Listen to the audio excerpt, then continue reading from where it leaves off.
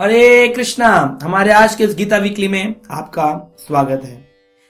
शास्त्रों में कई प्रकार के उत्तर दिए जाते हैं, लेकिन हम लोग पढ़ते नहीं हैं, जानते नहीं, समझते नहीं हैं। इसलिए कई प्रकार के विचार मन में चलते हैं और व्यक्ति अपनी मेंटल स्पेकुलेशन, मनोधारणाओं पर ही अपने रिजल्ट को पहुंच जाता है और समझता है जो मैं सोच रहा हूं वही ठीक है।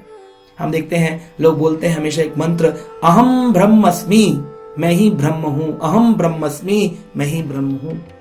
और जब वो ब्रह्म बोल रहा होता है तो सोच रहा होता है मैं ही पर ब्रह्म हूं, अहम पर ब्रह्मस्मि, इसलिए कह रहा है अहम ब्रह्मस्मि। तो ये पर ब्रह्म क्या है, ये ब्रह्म क्या है, मैं अब ब्रह्मस्मि क्यों कहता हूं? तो भगवान ने इसका उत्तर देने के लिए भगवत गीता के 14वें अध्याय 26 नंबर श्लोक में बताया, माम चायो अभिविचारेणे भक्ति योगेन सेवते सा गुणान समितित्येतान ब्रह्म भूयाहि कल्पते। भगवान कह रहे हैं माम चायो अभिचारेण, अगर कोई व्यक्ति 3 गुणों की इस सतोगुण रजोगुण तमोगुण की दौड़ को पार कर जाता है, कैसे कर जाता है? माम यो अभिचारिणे भक्ति योगेन सेवते, सेवा करता है मेरी, लेकिन कैसे? भक्ति योग के माध्यम से। योग मतलब होता है जुड़ना, जैसे 1+1 तो हिंदी में कहेंगे 1 योग 1।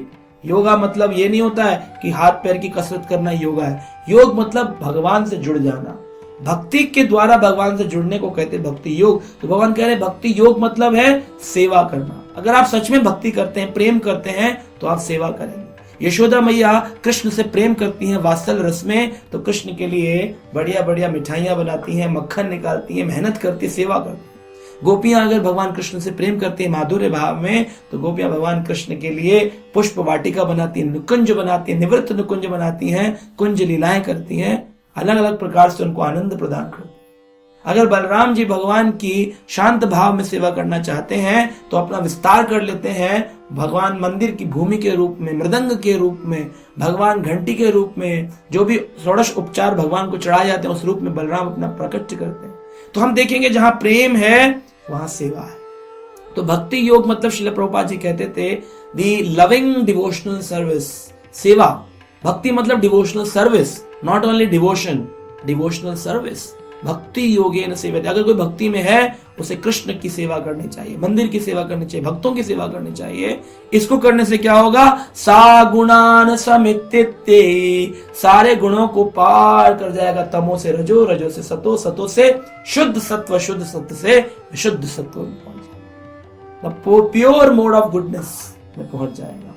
तो कैसे होगा? सेवा के माध्यम से। और जब ऐसा होगा तो कहते हैं एतान ब्रह्म भूयाहि कल्पते, ऐसे व्यक्ति को ब्रह्म का ज्ञान हो जाएगा। वो समझ जाएगा कि मैं ब्रह्म के स्तर तक पहुंच चुका हूं, मैं ब्रह्म हूं। अब ब्रह्म क्या है? इस ब्रह्म को हटाते हैं।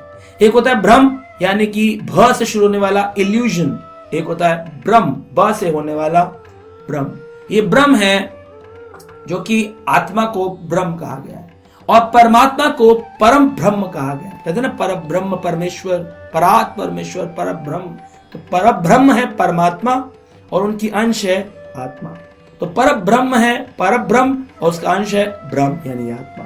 आत्मा कहो, जीव कहो, ब्रह्म कहो, आत्मा, पर ब्रह्म कहो, परमात्मा कहो, ईश्वर कहो, तो उसका अंश है हम। अब ब्रह्म हम हैं, हमने ये शरीर धारण किया क्योंकि हम आत्मा है, हमने शरीर धारण कर रखा है। अब मैं मंत्र बोल रहा हूं अहम ब्रह्मस्मि, अहम ब्रह्मस्मि, लेकिन मैं अपने आप को ब्रह्म मान रहा हूं कि अहम परब्रह्मस्मि। अब ये चेक करना पड़ेगा, क्योंकि जितने भी लोग इस मंत्र का जाप करते हैं वो सोच रहे होते हैं मैं भी भगवान बन जाऊंगा इस मंत्र का जाप करके, और वो बोलते भी हैं हम तो भगवान बन जाएंगे। अगर आप भगवान बन जाएंगे तो फिर भगवान ने जो कार्य किए वो कार्य आप क्यों नहीं कर सकते? भगवान श्री कृष्ण पर ब्रह्म ने गोवर्धन पर्वत उठा लिया था 7 दिन 7 रात तक, 7 साल की उम्र में, कन्नी उंगली पर, और पूरे व्रज की रक्षा कर ली। क्या कोई अहम ब्रह्मस्मि कहने वाला व्यक्ति, कोई तो आचार्य होंगे, कोई शुरुआती के होंगे, कोई अंत में होंगे, तो जो अंत वाले हैं क्या वो गोवर्धन पर्वत उठा सकते हैं? कई अहम ब्रह्मस्मि कहते हैं हम तो ब्रह्म हैं, जगत सत्या, ये सारा का सारा जगत मिथ्या, ब्रह्म सत्या कहते हैं, ब्रह्म सत्या जगत मिथ्या। तो ब्रह्म सत्या जगत मिथ्या जो ये कह रहे हैं ब्रह्म सत्य है, यानी आत्मा सत्य है और जगत मिथ्या है। इस जगत मिथ्या में जो बोलने वाले वो कहते हैं ये मेरी पत्नी है, ये मेरा बच्चा है, तो ये भी तो मिथ्या है। वो रोटी खाता है पेट भरने की, कहता है ये भी तो मिथ्या है। तो जगत मिथ्या नहीं है, जगत है लेकिन अशाश्वत है, पूर्ण नहीं है, हमेशा नहीं रहेगा, परिवर्तनशील है, लेकिन आप उसे मिथ्या नहीं कह सकते। ये रोटी खाना, अपने वस्त्र पहनना, अपना परिवार पालना, ये क्या मिथ्या है? हाँ, इसमें आसक्ति नहीं होनी चाहिए, लेकिन ये मिथ्या, ये झूठ भी नहीं है, ये झूठ नहीं है। तो इस प्रकार से ये अशाश्वत है, शाश्वत काल तक नहीं रहेगा, अशाश्वत है लेकिन मिथ्या नहीं। कृष्ण सेवा करनी चाहिए भक्ति योग के माध्यम से, प्रीति पूर्वक भगवान का भजन करें, गीता पढ़ें, भगवान के मंदिर में दान दें, मंदिरों का निर्माण कराएं, प्रसाद का वितरण करें, एक साथ जुड़ करके आप भक्ति करें और क्या करेंगे, आप तीनों गुणों को पार कर जाएंगे, ब्रह्म स्थिति अपने आप आपको प्राप्त होगी और फिर आप सही मायने में जानेंगे कि आप पर ब्रह्म नहीं, आप ब्रह्म हैं। कई बार लोग हम लोगों को प्रभु जी कहते हैं, प्रभु जी हरे कृष्णा, तो कई लोग इस पर भी उठाते हैं प्रश्न, अरे आपको प्रभु जी कहते हैं, प्रभु तो केवल एक है कृष्ण, फिर आपको प्रभु क्यों कहें?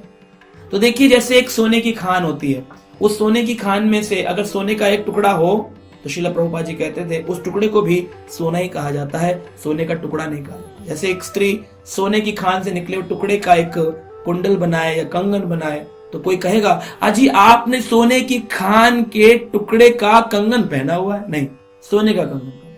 ऐसे ही परमात्मा की अंश है आत्मा, क्योंकि भगवान के उस बड़ी स्थान से, वैकुंठ स्थान से आई है, तो ये जो आत्मा है, अगर इसको भी आप बोलें कि ये प्रभु है तो उसमें क्या गलती है, क्योंकि सोने की खान से निकलने वाला सोना।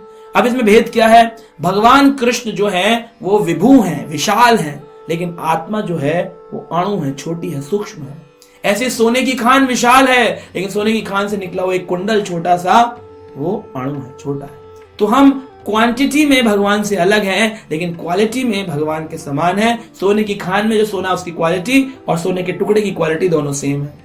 ऐसे ही हम भगवान से निकले हैं तो हमारी क्वालिटी तो सेम है, लेकिन क्वांटिटी में भेद है। इसे चैतन्य महाप्रभु जी ने गौड़ीय वैष्णवों को सिखाया, अचिंत्य भेद अभेद तत्व। इसमें ऐसा नहीं कह सकते कि हम भगवान के समान ही हैं या हम भगवान से अलग ही हैं, ऐसा विचार नहीं। ये विचार है हम समान भी हैं और अलग भी हैं।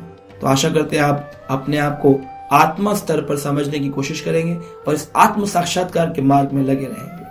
हरे कृष्णा।